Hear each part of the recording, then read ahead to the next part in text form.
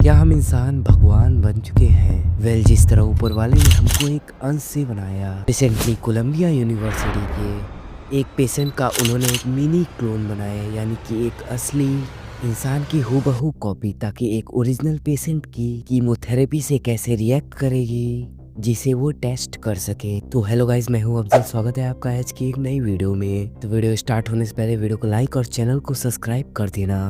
तो ये रहा इंट्रो।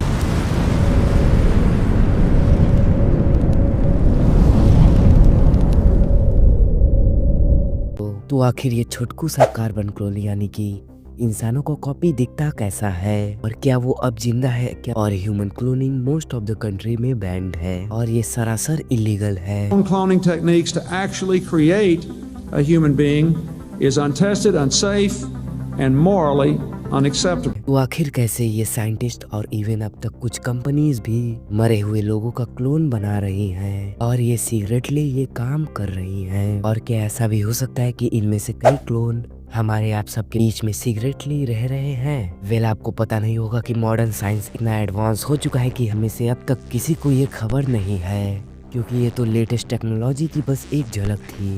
यूके की पीएचडी स्टूडेंट एलेक्सिया लोपेज ने ब्रह्मांड का एक ऐसा विशाल मेगा स्ट्रक्चर ढूंढ निकाला है जिसे फिजिक्स के थ्योरी के हिसाब से एग्जिस्ट ही नहीं करना चाहिए था। और इस विशाल स्ट्रक्चर का नाम है द बिग रिंग, जो कैसे हमारे यूनिवर्स की समझ को एक कदम और आगे बढ़ाएगा।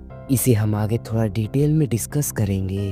बट इतनी तरक्की विज्ञान इन लार्ज स्केल पर कर रहा है, उससे ज्यादा तरक्की हम माइक्रो या फिर कह सके तो नैनोबॉट पर कर रहे हैं। इस वीडियो को ध्यान से देखना, कैसे ये स्प्रिंग जैसी दिखने वाली नैनोबॉट और ये कैसे एक छोटे से सेल को ओवन में ले जा रहा है, और ये साइंटिस्ट कैसे कर रहे हैं, इसकी टेक्निक आप कुछ ही मिनटों में जान जाओगे। ये देखने में बहुत ही यूनिक लगता है कि इतने छोटे से लेवल पर ये कैसे करा जा सकता है, लेकिन इसके पीछे की साइंस जानकर आप हैरान रह जाओगे and you are going to be mind blowing.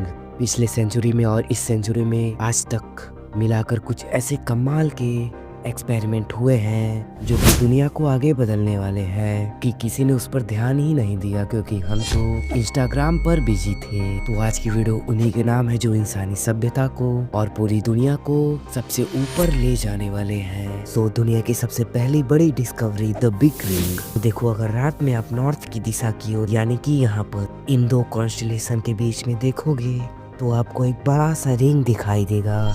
इसी का नाम है द बिग रिंग। इतना विशाल है कि एस्टिमेट बताते हैं कि हमें इसकी चौड़ाई नापने के लिए करीबन 13,000 मिल्की वे गैलेक्सी को एक लाइन में अरेंज करना पड़ेगा। और एग्जैक्टली यही बात इसे फिजिक्स के थ्योरी के एकदम अगेंस्ट लेकर जाती है। तो मैं बताता हूँ, एक्चुअली में साइंस में पुराना सिद्धांत है कॉस्मोलॉजिकल प्रिंसिपल, जो कि कहता है कि इस ब्रह्मांड ऑन अ लार्ज स्केल कोई भी जगह स्पेशल नहीं होती। हर जगह पर आप सेम चीज देखोगे और हर जगह पर फिजिक्स के लॉ सेम तरीके से काम करेंगे। कि आज से करीबन 13.8 मिलियन साल पहले जब बिग बैंग हुआ था, इसने बाय द वे हमारे यूनिवर्स को जन्म दिया था, और उसके कुछ ही माइक्रो सेकंड बाद एक सिंगल सेल में एनर्जी चारों तरफ कांच के टुकड़ों के जैसे बिखर गई। इससे फिर आगे चलकर हाइड्रोजन, कार्बन और कई एलिमेंट्स बने। यही वजह है कि अगर आप इस ब्रह्मांड के शुरुआती समय के रेडिएशन को देखते हैं तो इसकी कॉस्मिक माइक्रोबैंग रेडिएशन, जिसे CMBR बोलते हैं फॉर शॉर्ट में, वहाँ पर भी आपको एक छोटे डार्क स्पॉट्स नजर आएंगे।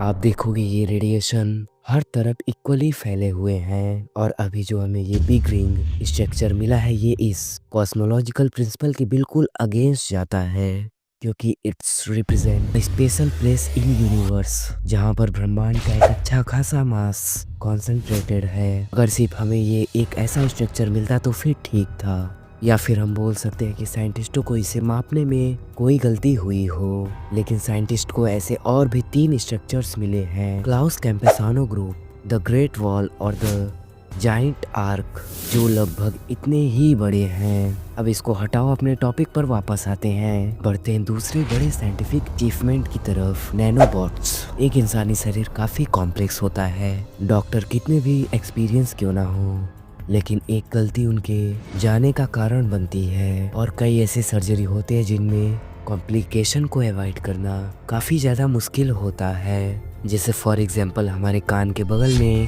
पैरोटिड ग्लैंड होता है, इस ग्लैंड में अगर ट्यूमर हो जाए और उसे निकालने की नौबत आ जाए, ऐसी सर्जरी परफॉर्म करना एक एक्सपीरियंस डॉक्टर के लिए भी बहुत मुश्किल हो जाता है, क्योंकि अगर ट्यूमर कट करते वक्त ये फेशियल नर्व कट हो गई तो पेशेंट का आधा फेस ही पैरालाइज हो जाएगा। यही सिमिलर डेंजर थायराइड ऑपरेशन के वक्त भी होते हैं। अब इस चीज को ज्यादा डीपली मत समझो, आगे बढ़ते हैं। अब यार इंसान तो इंसान ही ठहरे, क्योंकि गलती सबसे होती है और कुछ ही सालों में हमारे मेडिकल एक्सपर्ट्स को कुछ ऐसी टेक्नोलॉजी की ज़रूरत थी जिसमें कम से कम चीर फाड़ करने की ज़रूरत पड़े, जिससे पेशेंट बीमारी से ज़्यादा ऑपरेशन से डरने की ज़रूरत ना हो।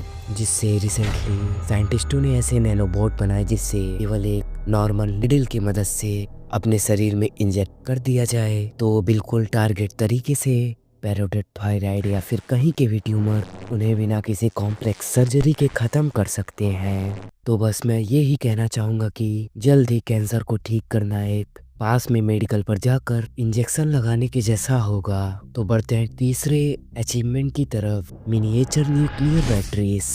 इमेजिन करो एक फ़ोन जिसे कभी भी चार्ज ना करना पड़े, जो कि एक रिमोट या घड़ी जिसकी सेल कभी बदलने की जरूरत ना पड़े, जो कि एक कैमरा जो आपकी मूवमेंट को कैप्चर करते वक्त बीच में ही अपना दम ना तोड़ दे। वेल गेस व्हाट, अगले 4 से 5 सालों में ऐसा पॉसिबल हो सकता है। चाइनीज कंपनी है बेजिंग बेटा volt new energy technology company limited. उन्होंने एक ऐसी न्यूक्लियर पावर बैटरी बनाई है जो कि है एक सिक्के जैसी छोटी, लेकिन एक बार बनने के बाद वो बिना किसी चार्जिंग के आपके डिवाइस को 50 साल तक चला सकती है। और इस पे खास कदार बिजली और कई चीजों की बचत होगी। और वो साल 2025 के अंत में इस बैटरी को मार्केट में उतारना शुरू भी कर देंगे। तो दोस्तों आज की वीडियो में बस इतना ही, आगे मिलता है तब तक के नए इंटरेस्टेड टॉपिक के साथ। यार वीडियो पसंद है तो लाइक और सब्सक्राइब करके जाना। Okay bye bye.